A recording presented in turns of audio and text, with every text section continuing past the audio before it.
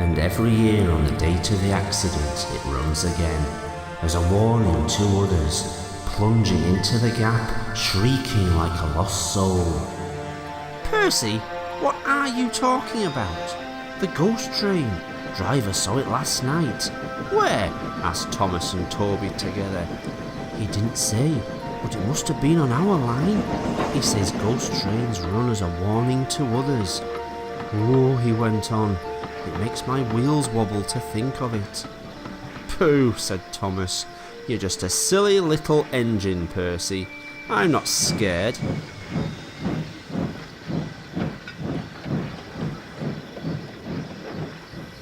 Thomas didn't believe in your ghost, said Percy next morning.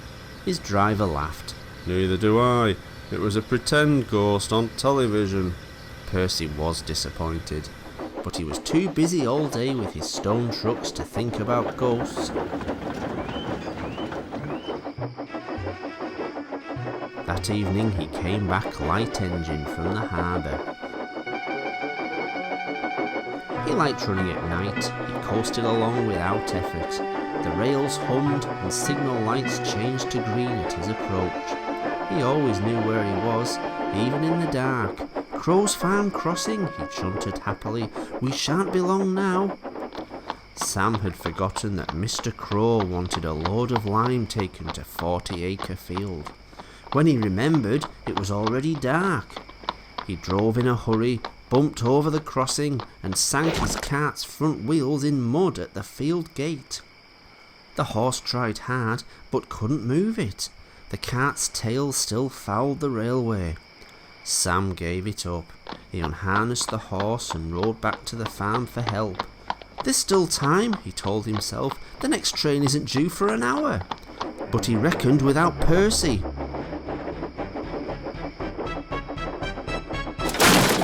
Percy broke the cart to smithereens, and lime flew everywhere. They found no one at the crossing, so went on to the nearest signal box. Hello, said the signalman. What have you done to Percy? He's white all over. Percy's driver explained. I'll see to it, said the signalman. But you'd better clean Percy, or people will think he's a ghost. Percy chuckled. Do let's pretend I'm a ghost and scare Thomas. That'll teach him to say I'm a silly little engine.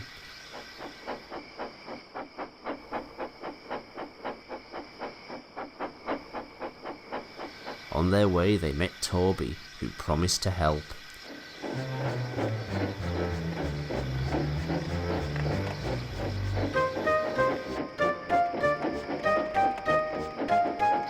Thomas was being oiled up for his evening train when Toby hurried in saying, Percy's had an accident.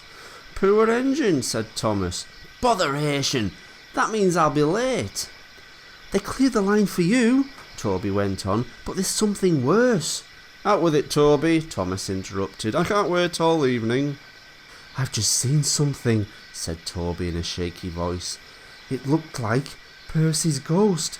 It said it was coming here to warn us. Pooh, who cares? Don't be frightened, Toby, I'll take care of you.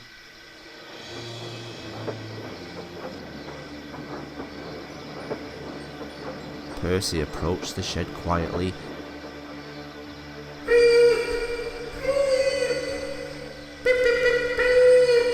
He shrieked. Let me in, said Percy in a spooky voice. No, answered Toby, not by the smoke of my chimney, chim. I'll shove, and I'll puff, and I'll break your door in.